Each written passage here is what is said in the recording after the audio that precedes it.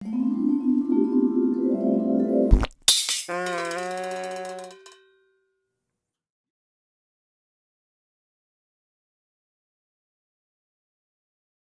I want to talk about something we've been seeing on the internet quite a lot lately.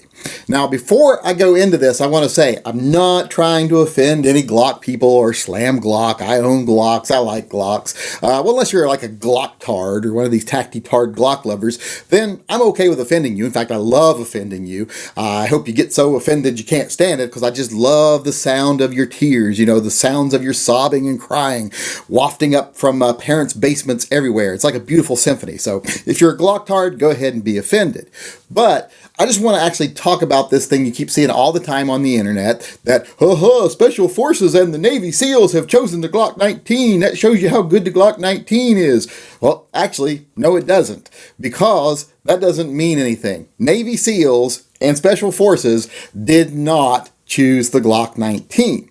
A finance department chose the Glock 19, and I'll tell you why. Special Forces and SEALs, etc., they're very underfunded. In fact, a lot of the time in overseas operations, they have to take up collections back home to get simple things like body armor and helmets. So when it came to selecting the gun, the finance department said, well, you know what? We want to choose the cheapest gun we can choose to have sitting on the shelf. And you might say, well, why do you say sitting on the shelf? Well, because people in Special Forces and SEALs, they don't have to carry the standard issue gun. They're one of the few people that don't have to carry what they're issued in the military.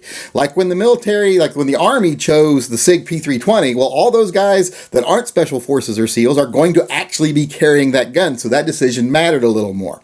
With the SEALs and with the Special Forces, it doesn't matter what gun is the issue gun that just sits on the shelf, so it might as well be the cheapest one that they can buy. Because these guys carry what they want. And most of them choose to carry something other than the issued pistol. By far, most of them do. Now, some do choose to take the standard issue Glock, and some of them carry Glocks of their own. Usually not the Glock 19, but a lot of them carry a Glock, but they buy their own because they don't want to be relying on a standard issue pistol every time they deploy somewhere. They want their own gun that they've had for a while and they trust. But from speaking to actual past and present Navy SEALs, luckily what I do for a living here, and not actually a living, but as a hobby, allows me to sometimes get to talk to people that are in Special Forces and the SEALs. Go to SHOT Show, talk to some, if you want to talk to them yourself. But talking to those guys, I was actually kind of surprised, because I found that most of them, the vast majority, don't take the standard issue pistol.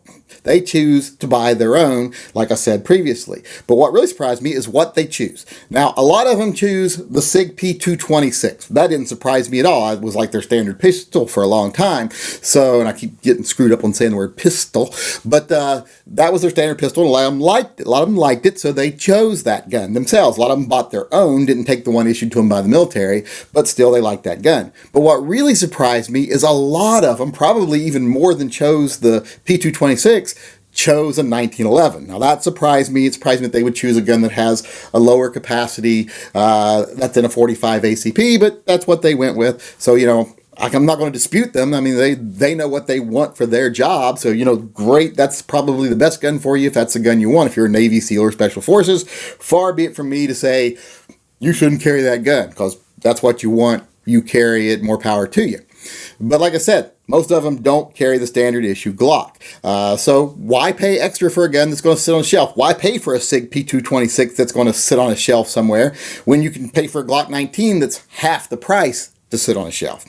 Because basically, like I said, they were just sitting on shelves. So the finance department, not the soldiers, not the SEALs, etc., decided, since we're so underfunded anyway, it might as well be the cheapest gun we can buy sitting on the shelf. So we have to maintain a certain amount in our armory relative to our force that we had deployed. So those might as well be the cheapest guns possible sitting there.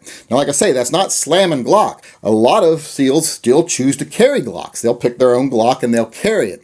But the military choosing it, the Special Forces choosing it, the Navy SEALs choosing it, the Marines Special Operations choosing it, doesn't mean anything about the quality of the gun. I'm not slamming the quality of the gun, but if you know anything about the military, if you know anything about the soldiers themselves, you know that's meaningless. So quit saying, oh, the Glock 19's awesome because the Special Forces and Navy SEAls chose it. Because, no, they didn't. In reality, what they did, when they were given the option to take a Glock 19 from the military for free, or spend their own money for a gun that they choose, They chose to spend their own money, and that says a lot.